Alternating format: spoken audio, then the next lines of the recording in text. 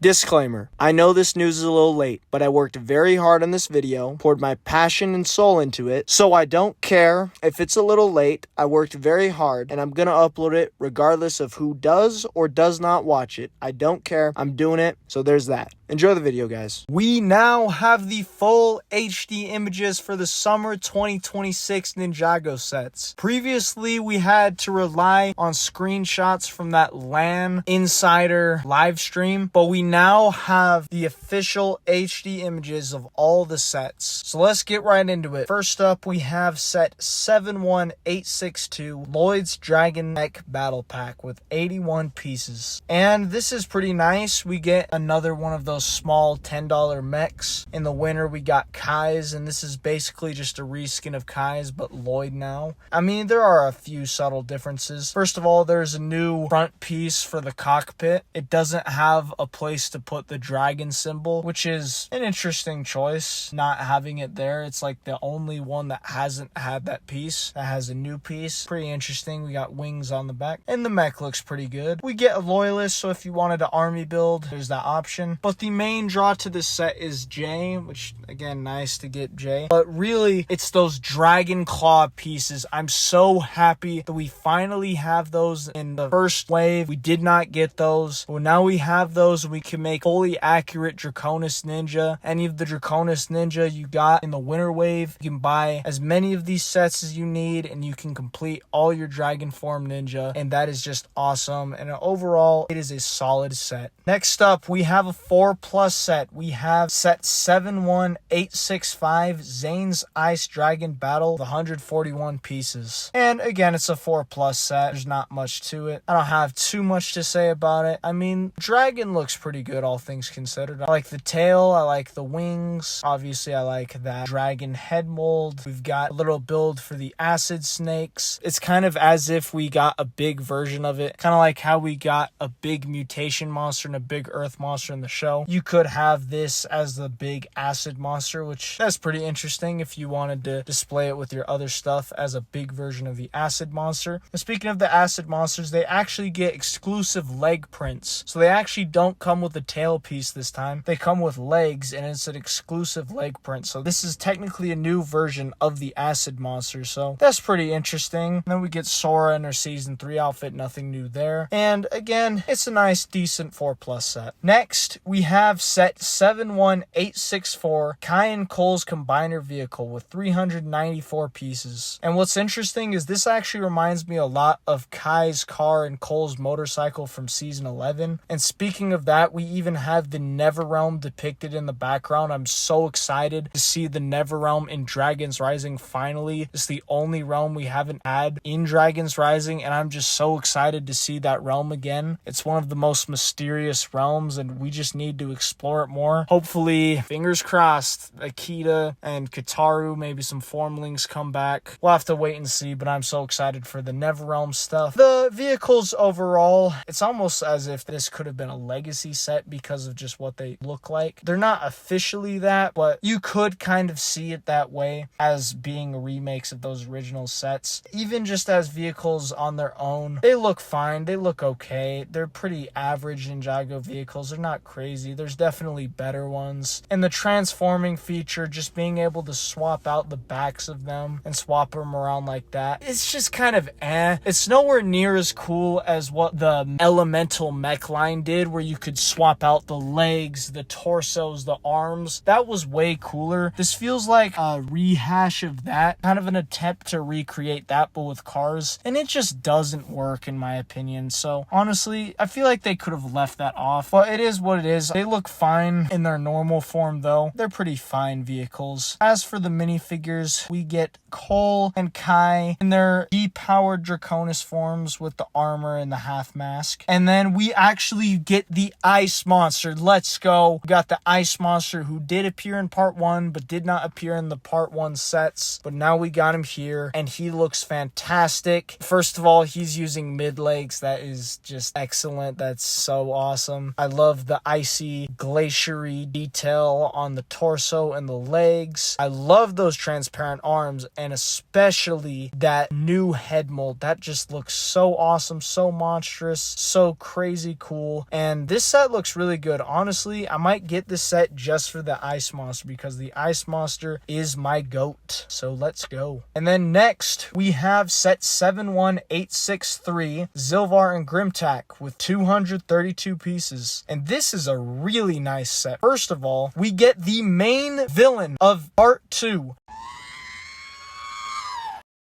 in a $20 set. That is insane value, man. This exclusive tiger minifigure Zilvar in this set. And speaking of him, his design looks awesome. I mean, first of all, he's another tiger, same tiger species as Roz, apparently part of the same tribe, again with a different fur color, but it looks awesome. I really love that head mold in white and the whole design with like this armor on it, that symbol on it. It looks really cool. I love that armor. And speaking of armor, we actually have the return of the hero armor from Master of the Mountain, which we haven't seen since 2021 on the exclusive 10th anniversary Golden Coal minifigure. So it's great to have that piece back. And then in addition, we have this brand new waist sheath piece. So you can now put the katana at the side, more like you would see in real life. And that is just so awesome. I can't believe it took us this long to get it. But we finally have that. I hope they put that up on like Pick-a-Brick and stuff, so then if you want to display your minifigures with them having a katana at their side, you can just do that. I really hope that we get that, but that looks amazing. And other minifigures we get in the set are Nia, depowered Draconis form, but we actually get Kai, full Draconis form with those claws, and we can see what those look like on the ninja, and that looks amazing. That is awesome. What a steal. And in terms of the build, Grimtack, he's supposedly this combination of a dragon and a gorilla. It just looks really cool. It reminds me a lot of the Imperium Hunter Hound from season 1, and I love that design. It just looks really cool. The horns coming out the front, just all the spikes and details. It's kind of hard to describe. It looks very interesting. It looks like a very unique creature. So again, I'm really excited to see what Zilvar's all about in part 2, everything he's doing with his plan and whatever villainous stuff he's got going on. I don't know if he's with Roz or against Roz or affiliated. I don't know, but I'm really excited to see him and Grimtack in the show, and this set is an absolute steal, and I'm definitely going to get this one. Next up, we have set 71868, Wildfire's Transforming Dragon Mech with 821 pieces. And this set is pretty solid. I'm not like crazy about it or anything, but it's a solid set. First of all, the build, it looks pretty cool. I like the colors. I love the fact Wildfire's finally getting her own dedicated set. Long overdue, but it looks really good. I like the dragon in its dragon form. I love the colors.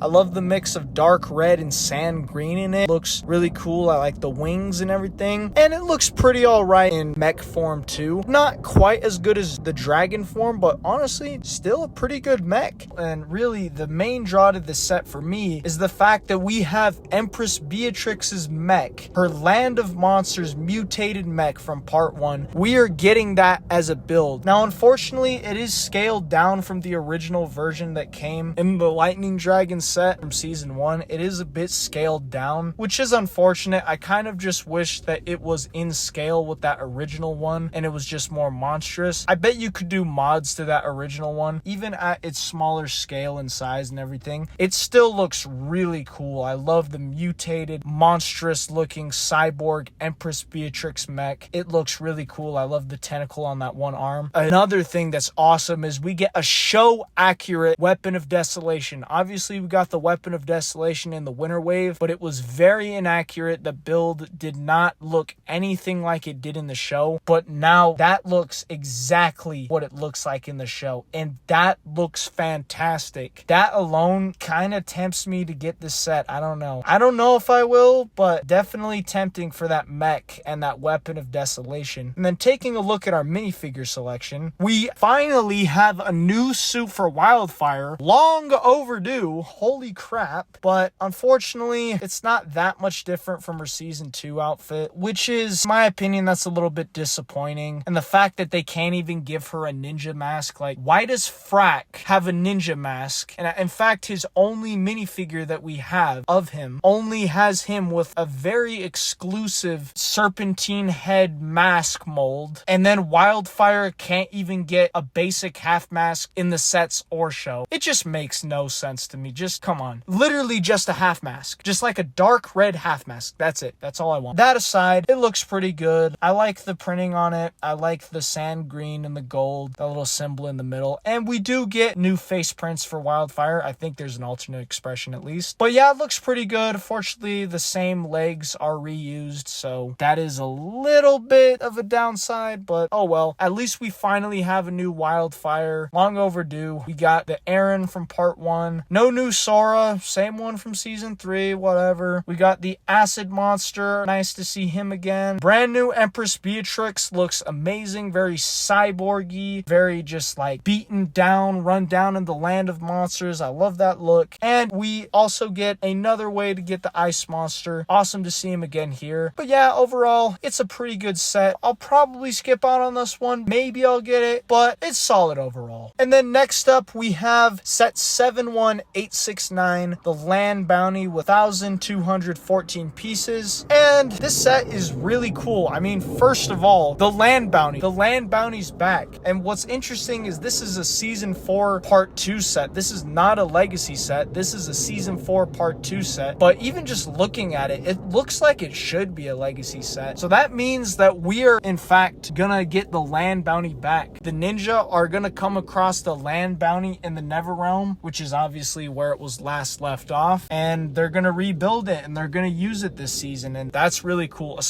I'm so hyped for the Neverrealm stuff in this season. What's interesting is we also got a remake of the Titan mech in March, so I guess almost all the season 11 vehicles are returning this season, so that's really interesting. I wonder why they didn't make the Titan mech a part 2 set. I'm gonna take a wild guess and I'm gonna say the Titan mech is very likely to also appear in part 2, and in that case they might as well have made the Titan mech a part 2 set, or they also could have made this a legacy set. They could have done either or, because they're both remakes of the original vehicles from those seasons and they're appearing in the newest season. I think that's wild where a legacy set appears in the newest season of the show when it's a remake of a set that corresponded to an older season. I know that just sounded like a bunch of gibberish out of my mouth, but it's just very interesting. And in terms of the build, I think it looks really good. Not sure if it's better or worse than the original, but it's definitely solid. I definitely recognize it as the Land Bounty. Looks cool with the 6 wheels and everything. It's got a nice aesthetic to it, and it splits apart into 3 different vehicles: a buggy, a bike, and this kind of flying bounty boat ship air thing. Pretty cool stuff all around. Nice build. And getting into the real draw of the set, the minifigures, we get Zane, Jay, Nia, no armored Draconis forms, just the depowered versions, but they don't even get the armor. Why are you cheaping out on us like that, Lego? I will never understand why you do that. But we also get fully Draconis Lloyd. Looks spectacular with those claw pieces. Holy crap, that looks amazing. It looks 10 times better with the claws. I don't know why we didn't get those in part 1, but I'm glad we're getting them here in part 2. Get the Acid Monster again. Good to see him. And the main draw to the set, the Fire Monster. The sad thing is, this is the only way, at least as of now, that you can get the Fire Monster. So you either have to buy this $100 plus Ninjago set, or you have to go to Bricklink to get the Fire Monster, which is unfortunate. That makes the Elemental Monster collection really expensive. I hope they release him in like a future European Ninjago magazine. I think they might, but I don't know, man. There's no guarantee, but fingers crossed, because that would would make this minifigure a lot more accessible. But I love the design. Again, the mid legs, just like the ice monster. Again, it's basically a reskin, but I don't mind that, honestly. I don't mind that it's a reskin. I know a lot of people were complaining about that the fire and ice monster are just reskins of each other. I don't mind it, to be honest. I kind of like that, again, because they're opposite elements and everything. And I love the design. I love the dark orange arms and the dark orange spikes and teeth and everything on the black, and it just looks really cool, really fiery. And again, this set is just really cool. I think I'm gonna have to get it just for that fire monster. But yeah, this is another solid set. Absolutely awesome. And then next up, we have our first Ninjago Legends set. We have set 71870, the Twin Titan Mechs with 1,707 pieces. Yep, we finally did it. We finally completed it. Finally there. All 6 Ninja have a Titan mech. And technically we have 7 mechs because Lloyd got a remake of his 2019 Titan mech. So we have 7 Titan mechs, one of those being a remake and the other 6 being for each of the 6 Ninja. And this is awesome. Definitely interesting to release Kai and Nia's mechs together, but I like it. I mean, when I first saw the images, I'm like, are these downscaled since they included 2 mechs? But honestly, no. Taking a closer look at these, I'm like, no, these mechs look solid. They look really good. I love the shaping on them. They have weapons and backpacks and stuff that can be detachable. They have knee and elbow articulation. And again, it just goes to show how far Ninjago's set designs have come, and especially all the building techniques we have with these larger scale mechs. I really like it. Really love what they're doing with that. And the minifigures are really cool too. We actually get Kai and Nia, but the interesting thing is we actually have swappable heads. So we have Kai and Nia with the storm masks for some reason. Interesting to see that part continuing to be used. But we also have 2 new masks and headpieces that you can swap. So you can swap them out and then you can make these new characters, Jin and Mira. And I'm not too sure right now, but from the rumors, it's seeming like there's some kind of ancestors of Kai and Nia. That's crazy, man. 15 years of Ninjago and we're already getting into stuff that happens in the future. I don't know if they're like their direct son and daughter, if they're direct descendants, or if this is like generations down the line, but that's honestly crazy. Yeah, I'm very interested to see what Ninjago Legends ends up being about this year. And also the villain minifigures, really interesting. The Oni, an Oni warrior. We're now getting our first Oni in a long time. We haven't seen Oni as the enemy since season 10. It's a very different Oni design. It's got like this purple skin color, again this shirtless look, kind of this like helmet piece over this hair. It's hard to describe, but like it's like this helmet hair combo piece. Okay, so I literally just noticed this in editing. It's actually this mouth face guard piece that goes under the neck, and then we have a hair piece on top. So they're actually completely offset and they don't connect at all. They're 2 separate pieces, this face guard and a ponytail piece. Very interesting in this wicked armor, just very interesting design. I'm very interested to see what the Oni have to do with this new Legend series. But yeah, this set looks really awesome. Really awesome set. Next up, we have set 71871, the Battle at the Dragon Blade with 1,016 pieces. And this is another really cool set. Now, it's interesting because it actually has 3 parts to it. So first and foremost, the best part of the set, definitely this giant dragon skull with the big katana sticking out of its mouth. Very interesting build. Very interesting display piece. We saw it in that trailer for Ninjago Legends, well, at least the split second we saw back in the January 10th anniversary trailer for Ninjago. It's definitely given me vibes of like the original Samurai X Cave, how it's underneath that skeleton dragon. It's definitely given me those vibes. and I'm really liking that build. And then we have a small dragon that Jin's riding, this green dragon. It looks pretty good. Nothing too crazy. It's got some wings and a nice tail. It kind of looks, again, like a nice $20 dragon if it was by itself. And then we have the Oni in this giant mech. And holy crap, just look at that sword. Look at like that fire sword or whatever it's wielding. That's really cool. This looks like a really cool mech. Kind of looks like that side build mech of the Wolf Mask Warrior in the Elemental Kai mech. But yeah, those are nice. It's like a battle going on. And honestly, the 3 builds are pretty good. And then for our characters, we have Jin in a different outfit from the other set. And what's really cool is he has arm printing. That is something we almost never see from Ninjago. We've really only seen it on Roz and Sora, at least on a regular basis. So that is so cool to be getting arm printing on him. And we got this nice red Ninjagi. Again, a little more simplistic, but I like the design. It still looks pretty elegant. And then we got Mira. Forgot to talk about their headpieces. First of all, Jin's is like Aaron's horns on this brand new mold, which is really cool because Aaron's only ever canonically used that full mask, that merge mask, that 2-piece mask, and it's getting kind of old seeing him in that mask. I really hope in 2027 they recolor this and Aaron uses that mask piece because that would look so good on Aaron. That would look so good on Aaron, but this is the second character to use that mask piece besides Aaron. Well, the horns